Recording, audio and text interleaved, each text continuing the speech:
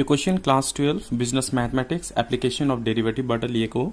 Question number 9 मा हेर्न सकिन्छ। A function fx is defined, fx को भ्यालु यहाँ दिएको छ। नंबर 1 मा इज द फंक्शन इंक्रिजिंग और decreasing at x is equal to 1। यो फंक्शन इंक्रिजिंग हुन्छ कि डिक्रिजिंग हुन्छ at x is equal to 1 मा। यसको लागि हामी के गर्ने, फर्स्ट डेरिवेटिभ फाइन्ड आउट गर्ने। आफ्टर दैट नंबर 2 मा के भनेको छ, what is the turning point. Turning point भनेको स्टेशनरी पॉइंट हो, भनेको भ्यालु अफ x निकाल्नु पर्ने। टर्निंग पॉइंट भनेको हामीले के निकाल्नु पर्ने, भ्यालु अफ x। यसको लागि चाहिँ फर्स्ट डेरिवेटिभ के हुन्छ, 0 हुन्छ। After that at what point does the maximum value, त्यसपछि मैक्सिमम र मिनिमम भ्यालु निकाल्ने। त्यसपछि नंबर 5 मा भनेको छ, what is the point of inflection. Point of inflection find out गर्नलाई second derivative is equal to 0 हुन्छ। सो हामीलाई यहाँनिर फर्स्ट डेरिवेटिभ पनि निकाल्ने र सेकेन्ड डेरिवेटिभ पनि निकाल्ने। Okay, up to here let's do it. Here what is the value of fx? fx is equal to 4x cube minus 15x square plus 12x plus 17. Now we have to find out first derivative and second derivative. First derivative भनेको f1 dash लेख्दा भयो। So we can write f1 dash। यसको directly find out गर्न सकिन्छ। First डेरिवेटिभ कसरी find out गर्ने, यो दुईटा मल्टिप्लाई गरिदिने र पावर अफ 1 सब्ट्र्याक्ट गरिदिने। 4 into 3 12, 12x power 2 माइनस यो नंबर र पावर मल्टिप्लाई गरिदिने। 15 into 2 30, so right 30 x power 2 minus 1 1 नलेख्दा भयो, प्लस 12x को डेरिवेटिभ के हुन्छ, 12 हुन्छ। Similarly second derivative find out गर्ने।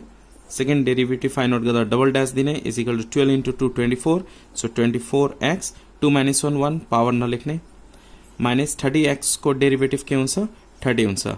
नंबर 1 क्वेश्चन नंबर 1 मा क्वेश्चनले के भनेको छ, इज द फंक्शन इंक्रिजिंग और decreasing at x is equal to 1। x is equal to 1 मा इंक्रिजिंग हुन्छ कि डिक्रिजिंग हुन्छ।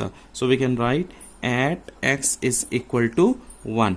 So f1 here we have to f dash of first derivative and 1 is equal to, अब first डेरिवेटिभ लिने इंक्रिजिंग छ कि decreasing छ यो फाइन्ड आउट गर्नलाई हामीलाई फर्स्ट डेरिवेटिभ लिनुपर्छ र x को प्लेसमा हामीले 1 राख्यौं, यहाँ 1 राख्ने। 12 यहाँ 1 पावर स्क्वायर माइनस 30 यहाँ 1 प्लस 12, यसलाई क्याल्कुलेट गर्ने। 1 स्क्वायर 1 into 12 12 हुन्छ, minus sorry here 30 into 1 30 plus 12 calculate गर्ने। अब यो क्याल्कुलेट गर्दा कति हुन्छ, यो 12 प्लस 12 24, 24 माइनस 30 भनेपछि माइनस 6 आयो, minus 6 which is less than 0। Less than 0 आयो भने के हुन्छ, fx is decreasing at x is equal to 1। therefore fx is decreasing at x is equal to 1। Number 2 मा के फाइन्ड आउट गर्नुपर्ने, यहाँनिर what are the turning point। Turning point भनेको stationary point. Stationary point को लागि के हुन्छ, first डेरिवेटिभ के हुन्छ, 0 हुन्छ। So we can write on here for turning point, for turning point, or we can say stationary point, we have first derivative is equal to 0। so f dash x is equal to 0। first derivative कति छ यहाँनिर, 12x square minus 30x minus plus 12, so 12x square minus 30x plus 12 is equal to 0। यहाँबाट common 6 लिन सकिन्छ, 6 2 12, 6 5 30, so 6 common लिन सकिन्छ, 6 2 12 x square minus 6 5 30x plus 6 2 12 is equal to 0। or we can write here 2x square minus 5x plus 2 is equal to 0। 6 तल जान्छ, 0/6 भनेको 6। अब के गर्ने, फर्स्ट एंड लास्ट के गर्ने, मल्टिप्लाई गर्ने, फ्याक्टराइज गर्ने, and we can get value of x। 2 into 2 4, multiply गर्दा 4 र एड गर्दा 5, so 2x square minus 4 plus 1 हुन्छ, so 4 plus 1 x plus 2 is equal to 0। 2x square minus 4 into x, 4x minus plus minus 1 into x, x plus 2 is equal to 0। 2x common आयो, remaining x minus 2 minus 1 common, remaining x minus 2 is equal to 0। again we can take here x minus 2 common, so x minus 2 common, remaining 2x minus 1 is equal to 0। either or लिने, यानी either x minus 2 is equal to 0, x को value कति आयो 2, और 2x minus 1 is equal to 0, so 2x is equal to 1, x is equal to कति आएको छ 1/2। so stationery point दुईटा आएको छ 2 and 1/2 सो 2 and 1/2 अब नम्बर 3 मा क्वेशनले के भनेको छ at what point does it have maximum value कुन पोइन्टमा म्याक्सिमम भ्यालु हुन्छ दुईटा पोइन्ट आएको छ यहाँनेरि 2 र 1/2 2 मा कि 1/2 मा म्याक्सिमम हुन्छ त्यो फाइन्ड आउट गर्नुपर्ने अब यहाँनेरि हामीले सेकेन्ड डेरिभेटिभमा राख्नुपर्छ अब सेकेन्ड डेरिभेटिभमा यहाँनेरि हामीले 2 राख्यो भने ग्रेटर आउँछ ग्रेटर आएपछि के भयो मिनिमम भयो अब 1/2 राख्दाखेरि 1 यहाँनेरि हामीले 1/2 राख्यौं भने 12 minus 30 minus 18 हुन्छ म्याक्सिमम नेगेटिभ आयो भने के हुन्छ म्याक्सिमम पोजिटिभ आयो भने के हुन्छ मिनिमम तर यहाँनेरि चाहिँ इन्क्रिजिङ डिक्रिजिङको कुरा गरेको छ फर्स्ट डेरिभेटिभ फाइन्ड आउट गर्नुपर्ने हुन्छ यहाँनेरि now in number 3 so in number 3 we can do at x is equal to 1/2 so f double dash 1/2 is equal to यानी हामी सेकेन्ड डेरिभेटिभ में सेकेन्ड डेरिभेटिभ लिनु पर्छ र x को प्लेस में 1/2 राख्ने so we can write here 24 into 1/2 minus 30 यो दुईटा डिवाइड गर्दिने 12 हुन्छ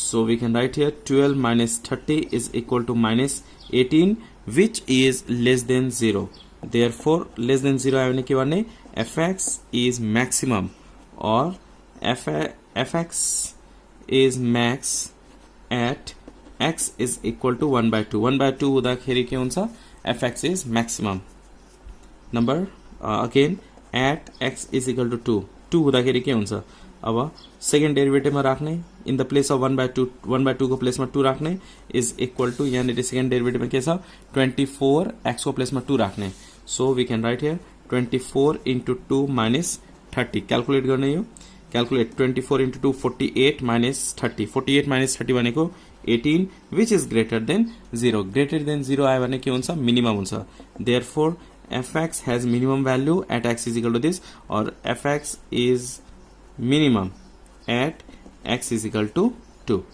hope you understand this question number 9(3) now 4 मा हेर्नुस् 4 मा क्वेशन ले के भनेको 4 पनि मैले गरिसके मिनिमम भ्यालु र म्याक्सिमम दुईटा आइसकेको छ नम्बर 5 मा क्वेशन ले के भनेको छ what is the point of inflation निकाल्नु पर्ने पोइन्ट अफ इन्फ्लेसन को लागि हामी के गर्नुपर्छ for point of inflection we have to do second derivative is equal to 0 now look at here for point of inflation so this one number 5 we can write here for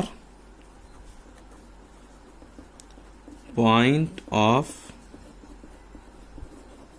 inflation second derivative is equal to 0 second derivative को value कति छ 24x minus 30 is equal to 0 so 24x is equal to 30 x is equal to 30 divided by 24 x is equal to 5/4 therefore point of inflation is at x is equal to 5/4 hope you understand this question number 9 video बुझ्नु भयो भने please like गर्नु होला new हुनुहुन्छ भने please subscribe and please share with your friends too thanks for watching till last keep supporting and keep sharing